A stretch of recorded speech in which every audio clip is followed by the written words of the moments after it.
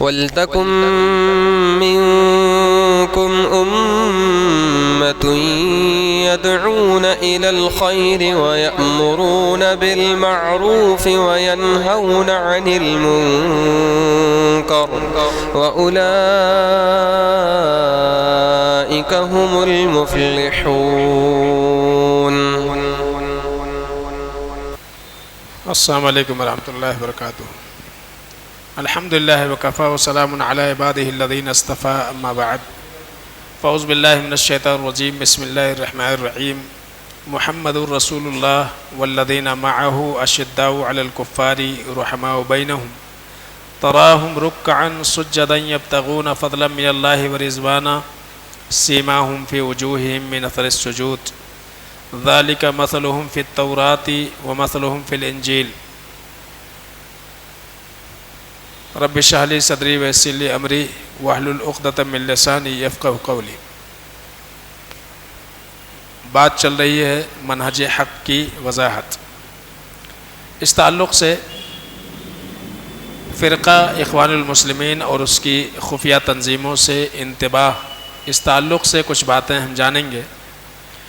سب سے پہلے ہمیں یہ دیکھنا ہے کہ منہج سلف کے حاملین یا جو سلفی منہج پر چل رہے ہیں ان کی ایک نمایاں صفت یہ ہے کہ وہ صحابہ کرام رضوان اللہ علیہم اجمعین سے محبت کرتے ہیں۔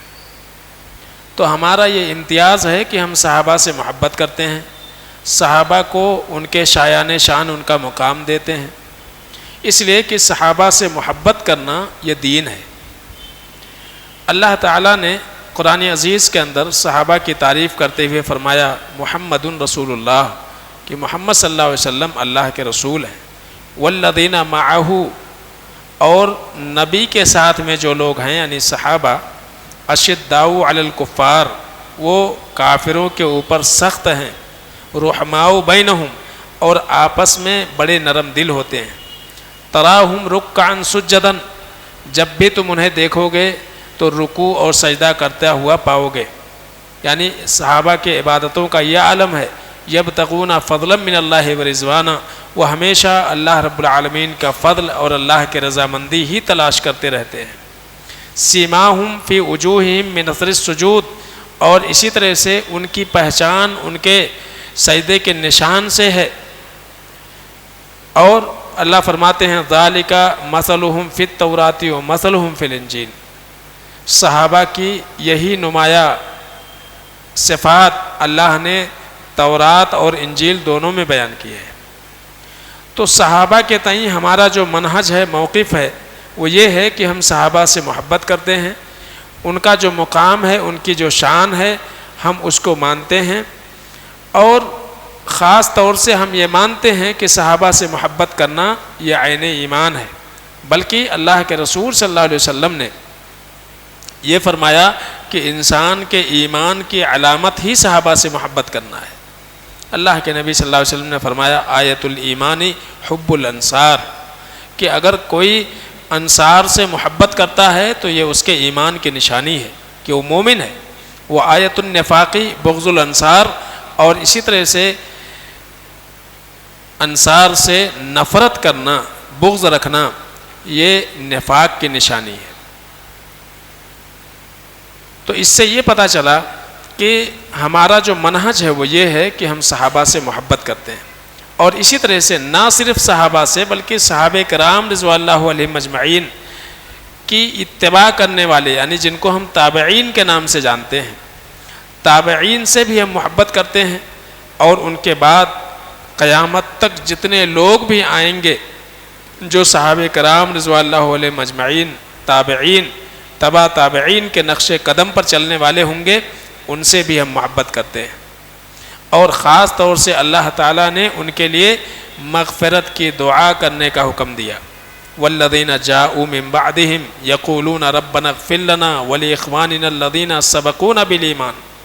اللہ فرماتے ہیں کہ وہ لوگ جو ان کے بعد میں آئیں گے، سورہ حشر کی آیت ہے، شروع میں اللہ تعالیٰ نے مہاجرین کا تذکرہ کیا، پھر چند آیتوں میں اللہ تعالیٰ نے انصار کا تذکرہ کیا، اور پھر اس کے بعد یہ ذکر فرمایا کہ انصار اور مہاجرین کے بعد جو لوگ آئیں گے وہ دعا کریں گے اور کہیں گے اے ہمارے پروردگار ہماری بخشش فرما دے اور ہمارے ان بھائیوں کی بھی جو ہم سے پہلے ایمان لا چکے ہیں۔ تو ہماری ذمہ داری یہ ہے کہ ہم صحابہ کے تئیں دعا کریں، نہ یہ کہ ان کے لیے ہم بد دعا کریں، یہ ہماری ذمہ داری ہے۔ جبکہ اس کے برعکس اگر ہم یہ دیکھتے ہیں کہ وہ فرقہ جو اپنے آپ کو اخوانی سے تعبیر کرتا ہے، جب ان کی زندگی میں ہم دیکھتے ہیں تو پتہ یہ چلتا ہے کہ ان کا موقف ہی صحابہ کی شان میں گستاخی کرنا ہے۔ وہ ان کی ناقدری کرتے ہیں، صحابہ کرام رضوان اللہ علیہ مجمعین کو گالیاں دینے والے رافضی ان کا ساتھ دیتے ہیں، اور خاص طور سے آپ دیکھیں گے اگر سید قطب کی زندگی کو پڑھیں گے تو پتہ یہ چلے گا کہ حضرت عثمان غنی رضی اللہ تعالیٰ عنہ کے تعلق سے اس نے بہت زیادہ بدزبانی کی ہے۔ اسی طرح سے کاتبین وحی میں سے حضرت معاویہ رضی اللہ تعالیٰ عنہ، حضرت ابو ذر غفاری رضی اللہ تعالیٰ عنہ، ان صحابہ کے اوپر شیعہ اور اسی طرح سے اخوانی فرقہ کا معاملہ یہ ہے کہ یہ لوگ تبرہ کرتے ہیں، برا بھلا کہتے ہیں ان کو۔ یہ اس بات کی دلیل ہے کہ صحابہ کے تئیں ان کے دل میں کوئی ادب و احترام نہیں پایا جاتا ہے، تو یہ بنیادی پہچان ہے ان کی۔ اسی طرح سے ایک چیز اور ہم دیکھیں گے کہ ہمارا جو منہج ہے، سلفی منہج کے جو حاملین ہیں، ان کی ایک نمایاں خوبی یہ ہے کہ وہ توحید اور عقیدے کے بارے میں ذرا بھی مداہنت نہیں برتتے ہیں۔ یعنی ہمارا کام یہی ہے، جب بات عقیدے کی آئے گی، بات توحید کی آئے گی، تو اس میں ہم مداہنت نہیں برتتے ہیں، اس میں ذرا بھی تساہل ہم گوارا نہیں کرتے ہیں۔ یہ خاص طور سے نمایاں صفت ہے۔ اچھا، اس کی وجہ سے ہوتا یہ ہے کہ جو لوگ جن کے عقیدے میں کھوٹ ہے، جن کے عقیدے میں خرابی ہے، وہ لوگ ان سے کیا کرتے ہیں؟ دشمنی رکھتے ہیں۔ وہی لوگ صحیح منہج پر چلنے والوں سے دشمنی رکھتے ہیں، ان کے خلاف سخت رویہ اپناتے ہیں، مختلف قسم کے عیوب ان کے اوپر لگاتے ہیں، مختلف قسم کے بہتان جو ہے ان کے اوپر چسپاں کرتے ہیں، اور مقصود کیا ہے؟ تاکہ لوگ ایسے لوگوں سے متنفر ہو جائیں۔ تو صحیح منہج پر چلنے والے لوگوں سے نفرت دلانا یہ خاص طور سے اخوانی فرقے کا ایک بہت بڑا حربہ ہے۔ اور آپ دیکھیں گے کہ خاص طور سے آج ایک لقب جو صحیح منہج پر چلنے والوں کو ملا ہے، وہ کیا ہے؟ وہابیت کا لقب۔ یہ انہی لوگوں کی دین ہے، انہی لوگوں نے دیا ہوا ہے۔ اور خاص طور سے جب بھی کوئی دہشت گردانہ کارروائی ہوتی ہے، بہت ہی کھلے الفاظ میں اور پوری جرات کے ساتھ اس کو سلفی منہج کے حاملین کے سر پر تھوپ دیا جاتا ہے۔ ابھی چند سالوں پہلے پارلیمنٹ میں کسی نے بیان دے دیا اسی تعلق سے۔ حالانکہ یہ کیا ہے؟ ایک جو ہے مکمل جھوٹ ہے۔ شیخ الاسلام علامہ ابن تیمیہ رحمۃ اللہ علیہ کو بھی یہ لوگ متہم کرتے ہیں۔ اسی طرح سے عبد الوہاب رحمۃ اللہ علیہ، جنہوں نے جزیرۃ العرب میں شرک و کفر کا قلعہ کما کیا اور وہاں توحید کی شمع کو روشن کیا، ان کے تعلق سے کہتے ہیں کہ یہ لوگ وہ لوگ ہیں جنہوں نے قتل و غارت کری کی، خوریزی کیا، اور اسی طرح سے جو ہے محمد بن عبد الوہاب رحمۃ اللہ علیہ کے تئیں بہت سارے الزامات یہ لوگ عائد کرتے ہیں، اور کہتے ہیں کہ سلطنت عثمانیہ کو ختم کرنے کے بہت بڑے ذمہ دار ہیں محمد بن عبد الوہاب رحمۃ اللہ علیہ۔ اور مقصود کیا ہے؟ تاکہ ان کی جو دعوت حق ہے اس سے لوگوں کو متنفر کر دیا جائے۔ تو یہ ہر دور میں ہوتا رہا ہے۔ اور اس کے علاوہ جو ہے آپ دیکھیں گے کہ حسن البنا خاص طور سے جو بانی ہے فرقہ اخوان المسلمین کا، یہ مصر کے مدرسے میں جو ہے اسماعیلیہ میں ایک مدرسہ تھا، شہر اسماعیلیہ میں مصر میں، وہاں حسن البنا کی تقرری ایک مدرس کی حیثیت سے ہوئی۔ ہوا یہ تھا کہ اس میں کچھ اساتذہ ایسے تھے جو سلفی منہج اختیار کرنے والے تھے، اور کچھ علماء ایسے تھے جو صوفی منہج کو مانتے تھے۔ دونوں مکتب فکر کے علماء اس مدرسے میں موجود تھے. اس نے کیا کیا؟ اس نے سوچا کہ اگر ہم جو ہے سلفی منہجی فکر کے ساتھ جاتے ہیں تو ہمارا ان سے ربط ٹوٹ جائے گا، اور اگر ان کے ساتھ جاتے ہیں تو سلفی منہج کے جو اہل علم ہیں وہ ہمارے اوپر اعتراض کریں گے. اس نے کیا کیا؟ دونوں میں سے ایک بیچ کا راستہ نکالا، اور یہ جو فرقہ جماعت الاخوان المسلمین یہ اسی شخص نے اسی وقت قائم کیا. یہ کیا ہے؟ یہ در حقیقت صوفیت کی ترمیم شدہ شکل سے زیادہ کچھ نہیں ہے. صوفیت کی جو شکل ہے، ان کے جو عقائد ہیں، انہی عقائد کی بنیاد پر جماعت الاخوان المسلمین کا قیام عمل میں آیا جو حسن البنا نے کیا. تو مقصود اس کا یہ تھا کہ لوگوں کو خاص طور سے صحیح دین سے دور کر دیا جائے، اور صحیح عقیدہ جو ہے وہ عقیدہ لوگوں کے دلوں سے مٹا دیا جائے. اور خاص طور سے ایک جملہ جو ہمیشہ وہ بولا کرتا تھا، وہ جملہ یہ ہے، کہتا ہے کہ لنتعاون مع بعضنا فيما اتفقنا علیہ. کہتے ہیں کہ ہماری ذمہ داری یہ ہے کہ ہم سارے لوگوں کو لے کر کے چلیں، سارے لوگ وہ کسی بھی مکتب فکر کے ہوں، سارے لوگوں کو لے کر کے چلیں. خاص طور سے جن باتوں میں ہم متفق ہیں، ہمارا اتفاق ہے، ان باتوں میں ہم ایک ساتھ ایک دوسرے کا تعاون کریں. اور کہتے ہیں وَيَعْذُرُ بَعْضُنَا بَعْضًا فِي مَا اخْتَلَفْنَا فِيهِ، اور جن باتوں میں ہمارا اختلاف ہو اس میں ہم سامنے والے کو معذور سمجھیں. یعنی ایک رافضی ہے، شیعہ ہے جو صحابہ کو گالیاں دیتا ہے، ہم اس کو بھی ساتھ میں لے کر کے چلیں گے، اور اس کا گالی دینا ہم اس کو معذور سمجھیں گے، اس کے اوپر نکیر نہیں کریں گے. یہ ہے فرقہ اخوان المسلمین کا معاملہ کہ آج سب کا ساتھ سب کا وکاس. ٹھیک ہے، یہ چیزیں لے کر کے یہ فرقہ اور یہ جماعت چل رہا ہے. سب ہمارے ساتھ آ جاؤ، چاہے وہ اللہ اس کے رسول کی دھجیاں اڑاتے ہوں، چاہے وہ صفات کا انکار کرنے والے ہوں، چاہے وہ اللہ کے نبی صلی اللہ علیہ وسلم کو عرش پر مستوی ماننے والا سمجھ رہے ہوں، سب ہمارے ایک ہیں. عقیدے میں ان کے کیا اختلاف ہے، کہتے ہیں اس کے اوپر نکیر نہ کیا جائے، ہر انسان کو اس کے اپنے عقیدے پر چھوڑ دیا جائے. اور اس کا نام یہ کیا رکھتے ہیں؟ اتحاد. کہتے ہیں اتحاد اسی کا نام ہے. تو خاص طور سے سلفی منہج کے جو حاملین ہیں ان کا معاملہ کیا ہے کہ عقیدہ کے باب میں، توحید کے باب میں ہم کوئی مداہنت نہیں برتتے ہیں، چاہے کوئی ہمارے ساتھ آئے یا چاہے نہ آئے. اسی طرح سے علماء کے بارے میں دیکھیے، علماء کے بارے میں ان کا کیا موقف ہے. اللہ کے نبی صلی اللہ علیہ وسلم نے علماء کے تعلق سے کیا فرمایا؟ آپ نے کہا کہ العلماء ورثۃ الانبیاء، علماء جو ہے یہ انبیاء کے وارث ہیں. لیکن اس فرقے کی ایک بہت بڑی ایک نمایاں صفت آپ کو نظر آئے گی کہ ہر دور میں اہل علم سے ہمیشہ لوگوں کو دور کرتے ہیں. خاص طور سے صحیح مکتب فکر علماء جو علماء حق ہیں ان سے ہمیشہ دور کرنے کی کوشش کرتے ہیں. حالانکہ ہمارا منہج یہ ہے کہ فروعی مسائل میں اگر ہمارے بڑے علماء فروعی مسائل میں اختلاف کرتے ہیں کوئی حرج نہیں ہے. اخوت و بھائی چارگی میں کوئی کمی اس سے نہیں آتی ہے.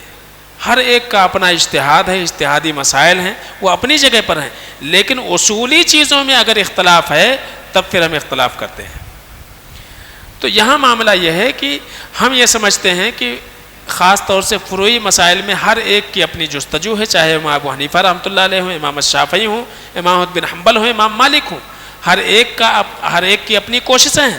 تو فروعی مسائل میں وہ اپنی جگہ پر وہ ہمارے امام ہیں، بڑے ہیں. لیکن جب مسئلہ آئے گا کتاب اللہ سنت رسول کے خلاف کسی مسئلے کی تو ہم نہ امام ابو حنیفہ رحمۃ اللہ علیہ کی تسلیم کرتے ہیں، نہ امام مالک کی، نہ امام الشافعی کی، اور دنیا کے کسی بھی بڑے عالم کی نہیں. اس لیے کہ بات اللہ کے نبی جناب محمد مصطفیٰ صلی اللہ علیہ وسلم کی ہے یا بات کتاب اللہ کی ہے. آپ دیکھیں کہ امام احمد بن حنبل رحمۃ اللہ علیہ نے امام الشافعی رحمۃ اللہ علیہ کی شاگردی اختیار کی ہے، یہ ان کے شاگرد ہیں. اسی طرح سے امام الشافعی رحمۃ اللہ علیہ نے امام مالک کی شاگردی اختیار کی ہے. اگر سیرت پڑھیں گے تو پتہ چلے گا. اسی طرح سے اگر آپ دیکھیں گے امام ابو حنیفہ رحمۃ اللہ علیہ ان کے بھی بہت معروف شاگرد ہیں. جو اپنے امام سے بھی اختلاف کرتے ہیں، یہ سارے اختلاف اپنی جگہ پر ہیں، اور ہر ایک ان میں ایک فقہی مسلک کا امام ہے، یہ اپنی جگہ پر ہے، لیکن رہ گیا مسئلہ کہ ان کے آپس کے جو معاملات ہیں، اخوت و بھائی چارگی کا معاملہ ہے، اللہ واسطے باہمی محبت اور نیکی اور تقوی کے کاموں میں، آپس میں ان کی سیرت میں، زندگی میں آپ دیکھیں گے کہ سب مل کر کے رہتے ہیں۔ تو فروعی مسائل میں اختلاف کرنا، اس کو بڑا بنا دینا اور ایک دوسرے سے دشمنی کا اظہار کرنا، یہ ہمارا مسلک اور منہج نہیں ہے۔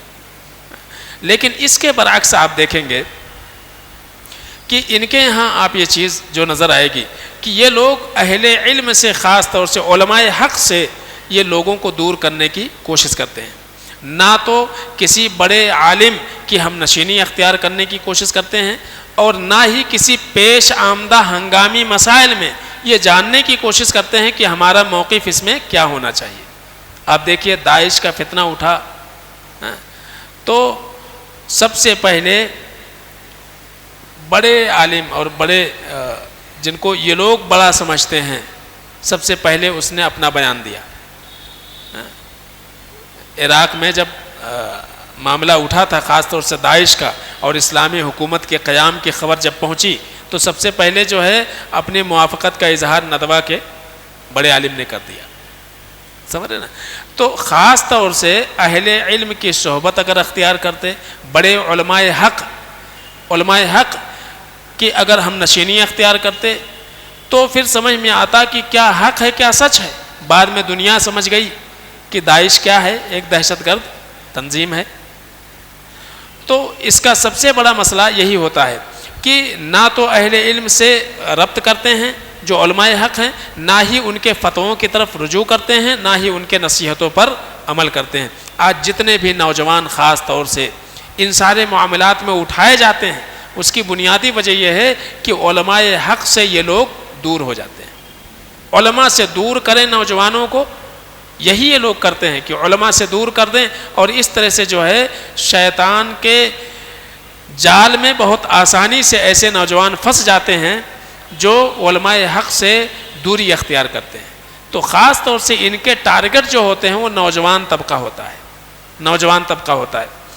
تو اب خاص طور سے کیسے دور کرتے ہیں؟ ایک تو یہ کہ ان کا یہ کہنا ہے کہ آج کل جتنے بھی علماء ہیں، خاص طور سے سلفی علماء، یہ جو ہے سیاسی حالات سے ناواقف ہیں، ان کو معلوم ہی نہیں دنیا میں کیا چل رہا ہے، اور امت کی ان کو فکر نہیں ہے، اور یہ لوگ جو ہے مسلم حکمرانوں کی چاپلوسی کرتے ہیں، اور ان کے ریال کے اوپر ان کی پرورش ہوتی ہے، اور ایسے کتنے جملے جو ہے اس طرح کے وہ اختیار کرتے ہیں، اور خاص طور سے کہتے ہیں کہ یہ لوگ سخت گیر ہوتے ہیں، شدت پسند ہوتے ہیں، اور کئی سارے عیوب سے متہم کرتے ہیں اہل علم کو۔ انفرادی طور پر ایک ایک عالم کی غلطیاں تلاش کر کے اور لوگوں میں اس کو عام کرنے کی کوشش کی جاتی ہے تاکہ نوجوان یہ علماء سے دور ہو جائیں اور خاص طور سے ان کی نصیحتوں پر وہ کان نہ دھریں۔ تو یہ بہت بڑی خوبی ہے ان کی، اہل علم سے عوام کو دور کرنا اور خاص طور سے نوجوانوں کو دور کرنا۔ حالانکہ ہمارا منہج یہ ہے، سلفی منہج کے حاملین کی نمایاں خوبی ہے کہ وہ اجتہاد پر مبنی فروعی مسائل میں حق جوئی کے لیے ساری کوششیں صرف کرنے کے بعد ایک دوسرے کو معذور سمجھتے ہیں، علماء سے، اہل علم سے جڑ کر کے رہتے ہیں، اور اسی میں بھلائی ہے۔ اللہ رب العالمین سے دعا ہے کہ العالمین ہم سب کو سمجھنے عمل کرنے کی توفیق عطا فرمائے، آمین یا رب العالمین۔